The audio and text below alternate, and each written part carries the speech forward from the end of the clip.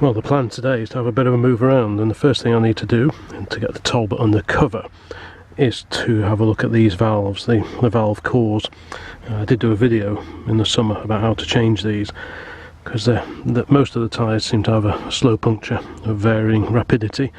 And this one goes down first of all, so I'm just going to fit some new valve cores in here, and I can put some wind in, and hopefully they'll stay up. They might not do, because I think the tube is probably looking a little bit fragile, but we'll just have to wait and see. So I'll go around, fix all these, and then see if they'll hold some air. Yes, so phase one of the move around is to get this under cover. It's been sheeted up for the last couple of weeks and it's been okay, but to do any work on it, it really needs to be inside. So I need to move the small Dodge and get the Morris 8 out, and then put the Morris where the A40 is, and that can go outside sheeted up for the time being. Because the winter plan is to get this running and carry on with the Morris 8. So I think the first thing to do is to get little Dodge fired up, and then move the Morris 8, have a bit of a tidy up, and then see if I can get the Talbot in here. I had hoped to get it running by now so it could drive in, but I don't think that's going to happen with the weather getting colder. I don't really see much opportunity to get it running while it's stored outside, so the plan, which was the plan from day one, is to get it in here, put it here, and at least I can have a tinker with it in the dry. The A40, I can still tinker with that on bits and pieces that I've taken off it in the interim, but for now the idea is to get the Morris down there, put the Talbot here, and then bring little Dodge back in.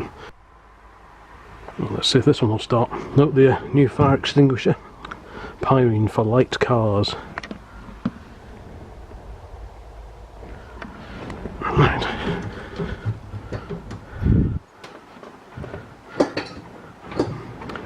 Battery.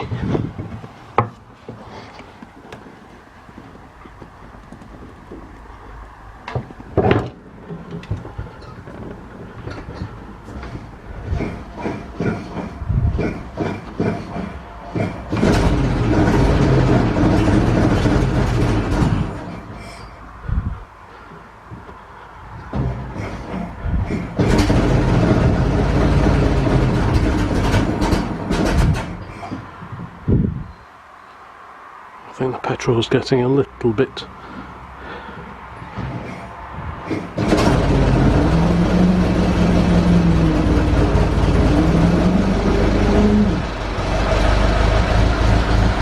there we go. I'll back this one out now. Right, now see if this will go. I've not run this for a while, so see if there's any life. It took a few goes, but it is going. It does. The fuel does smell very old, so I think it's mixing up with the sludge that was still in the tank, even though I put fresh fuel in. I think it's still running on a pretty poor mix of fuel, so I'm hoping as I add more fresh fuel into it, it'll just run that a little bit better. It's got a leak from that hose. There's water sat in that spark plug recess, but it needs new hoses. That's the first job to do once I move them around, I think.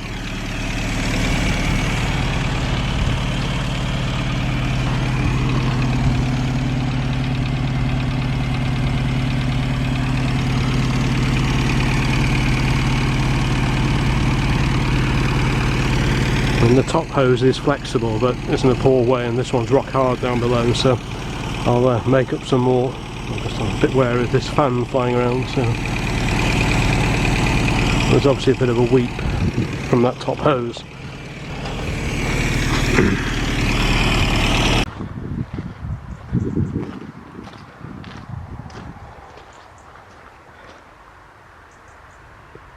Right, next is to suss out how to move this. Now the idea, I'll pull it forwards with the modern. I've already loosened the plugs off, so I'm going to take those out. And I think it'll spin over on the starter, so if I need to get it over the hump to get it into the garage, I can always put it in gear. And hopefully it'll just pull it in. Won't do any harm, just short bursts. Otherwise, I have got a towing pole, so I could always push it in with that, but I'm hoping that it won't come to that. Let's just see if I put it in gear. Let's just see if it will move slightly on the starter.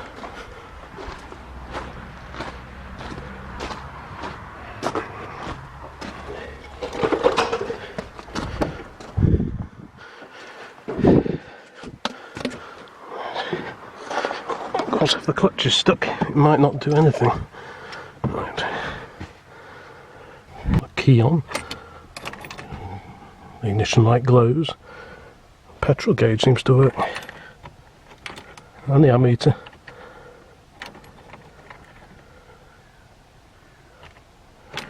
Right.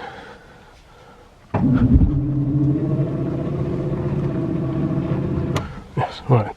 So that'll do just to get it over the hump into the garage. It's not a very steep hump, but it's just a bit much for me to push, I think. I've changed most of the valve cores and put the tyres up. So all being well, it should go into the garage okay. Let's give it a go.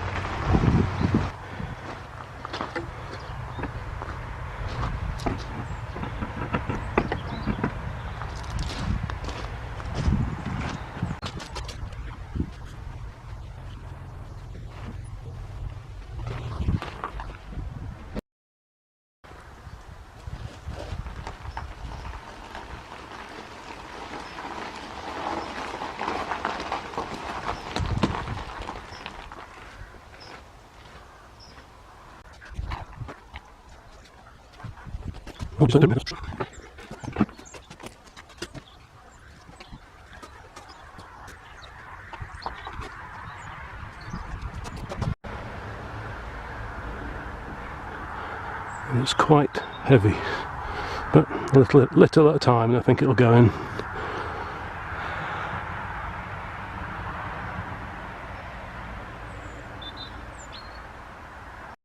Although it's not ideal, it is handy having the starter working, so in short little bursts, just to get it up the little concrete hump over there.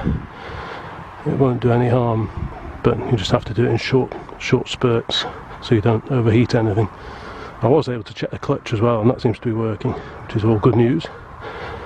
I'm hoping the brakes will probably be somewhere near, because it's all mechanical.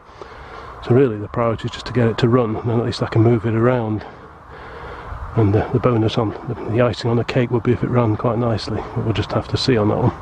Right, let's move it a few more inches.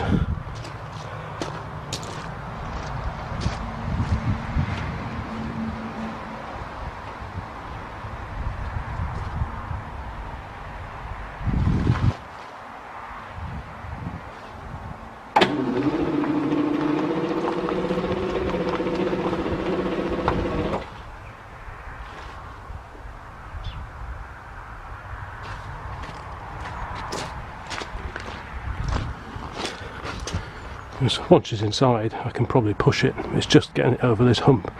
Plus, pushing on the gravel never goes well. So once it's on firm ground in there, I can move it around and get it into position. That's the plan, anyway. At least it's not raining or snowing.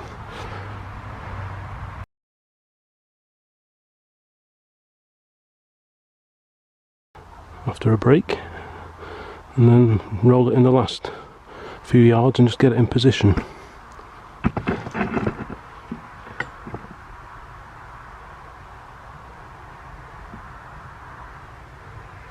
Obviously I'm trying to keep well clear of the Jolly Green Giant as well.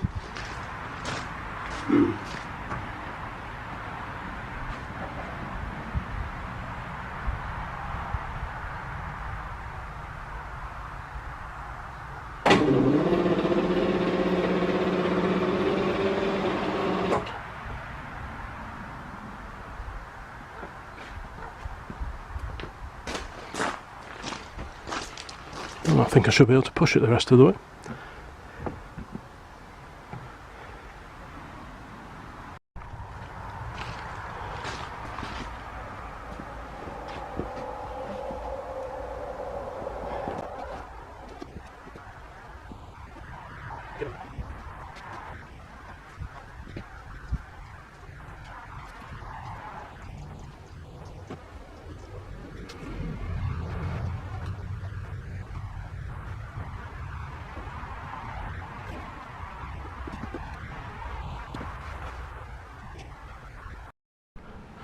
Well, at least she's in now and dry. I can get down both sides just about, which is always a bonus. So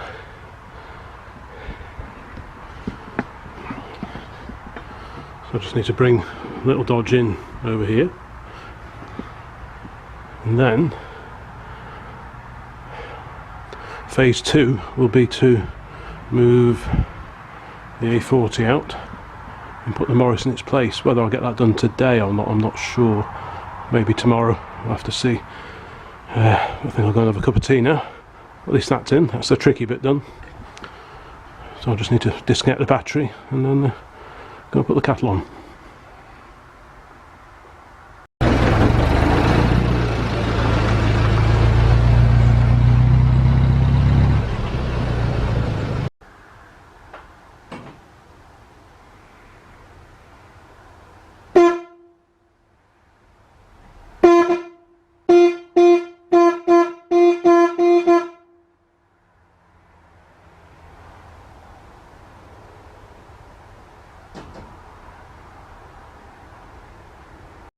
Well, that's everything that needs where it needs to be for the winter. Talbot's tucked away. Dodge is back in. Temporarily replaced the plugs back in the cylinder head. Before spinning it over a few weeks ago, I did take the plugs out and pour some diesel down each bore and turned it over, so I knew that it would spin over on the starter. I didn't do it dry, just in case anyone wonders. That's okay, that's all in here, tucked away, which was the plan all along. It's just a bit gloomy in here, the lighting isn't great. And the Morris is down here now. It did drive in here. It sounded a bit flat, but I think the plugs are oiling up with the mixture of the fresh fuel and the old sludge, which may still be in there. Even though I did drain the tank off, I suspect there's probably still some old fuel in there kicking around, which is mixing in with the fresh and coming up and probably not burning all that readily. So I just need to keep putting fresh fuel and keep running it up, keep warming it through, and hopefully it'll settle down a bit. Sounds good. That's safely tucked away. The battery's disconnected. Always disconnect batteries. The two little Morrises together. And there's the Talbot tucked away.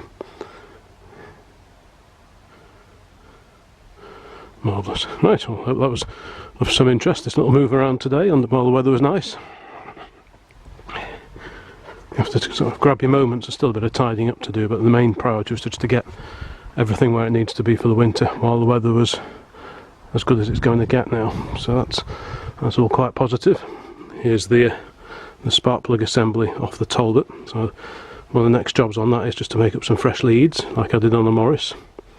I probably won't bother filming that because I did all that with the Morris, so there's no point repeating myself. So I'll make those up, put them back on the car, and have a look at the fuel side and see what the chances are of trying to go for a startup. So hopefully that'll be the content in a future video. So thanks for watching. Please like the video and subscribe to the channel if this kind of thing, barn finds and messing around with silly old cars, is your thing too. And hopefully there'll be more videos coming up pretty soon. So thanks for watching.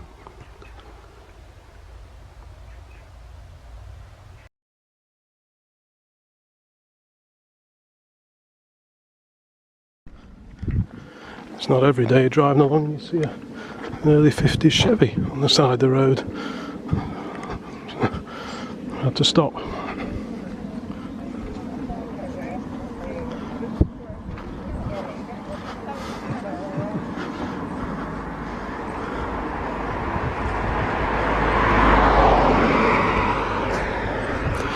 It's in that oily rag without the oil. That's pretty cool, isn't it? Chevy 6100.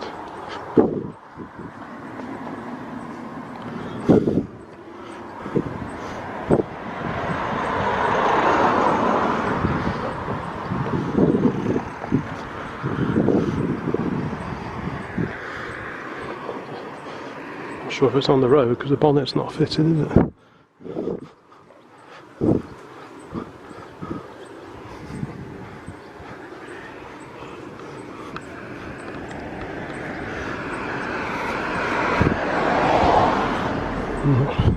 Can't sure what this is.